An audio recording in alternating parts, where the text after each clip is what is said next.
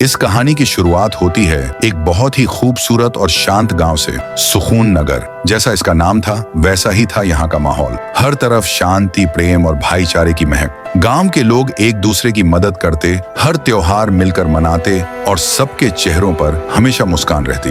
इस गांव का रक्षक था महाराज रायस्टार। जब तक रायस्टार था, कोई भी दुश्मन सुकून नगर की ओर आंख उठाकर देखने की हिम्मत नहीं करता। उसी गांव में रहता था एक वैज्ञानिक, डॉक्टर साहूर, एक सीधा साधा, बहुत ज्ञानी और नेक दिल इंसान। उसका सपना था ऐसी दवा बनाना जो मरे हुए पेड़ पौधों में फिर से जान डाल सके। वो हर रात अपने छोटे से लैब में काम करता, पौधों से बातें करता और उन्हें जिंदगी लौटाने की कोशिश करता। फिर एक रात कुछ ऐसा हुआ जो उसके जीवन को हमेशा के लिए बदल गया। जब पूरा गांव गहरी नींद में था, तभी डॉक्टर साहूर की लैब में जोरदार विस्फोट हुआ। धुएं का गुब्बार उठने लगा। गांव वाले घबरा गए और भागकर लैब की ओर पहुंचे। वहां जो उन्होंने देखा, उससे सबके रोंगटे खड़े हो गए। डॉक्टर साहूर अब इंसान नहीं रहा था। उसका शरीर लकड़ी जैसा हो गया था, चेहरा डरावना, आंखें चमकदार और हाथ पांव पेड़ की टहनियों जैसे। गांव के लोग डर गए। उन्होंने उसे जंजीरों से बांध दिया और सुबह होते ही रायस्टार को बुलाया। रायस्टार आया और पूछा, इसने क्या गलती की है? लोग बोले, ये अब इंसान नहीं रहा, ये हमें भी अपने जैसा बना देगा, इसे गांव से बाहर करो। डॉक्टर साहूर चुप था, लेकिन अंदर से उसका दिल टूट चुका था। रायस्टार ने मजबूरी में उसे अपनी बाइक पर बैठाया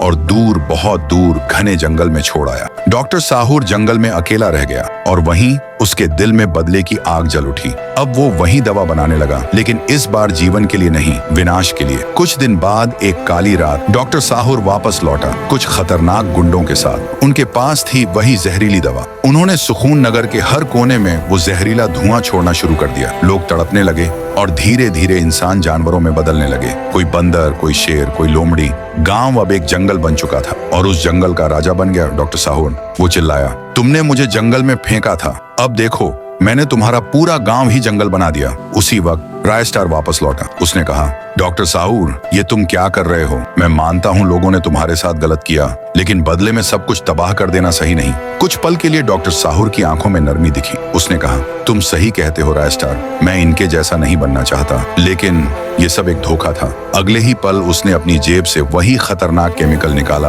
और सीधे रायस्टार पर फेंक दिया। धुएं के बादल छा गए। रायस्टार की आंखों के सामने अंधेरा छा गया। जब धुआं छौंटा तो रायस्टार अब इंसान नहीं रहा, वो एक शेर जैसे रौद्र प्राणी में बदल चुका था। डॉक्टर साहूर जोर जोर से हंसने लगा। अब कोई नहीं बचा जो सुकून नगर को बचा सके। क्या रायस्टार अब सुकून नगर को बचा पाएगा, या फिर वह भी डॉक्टर साहूर का शिकार बनकर रह जाएगा? सच्चाई जानने के लिए नीचे लिखो।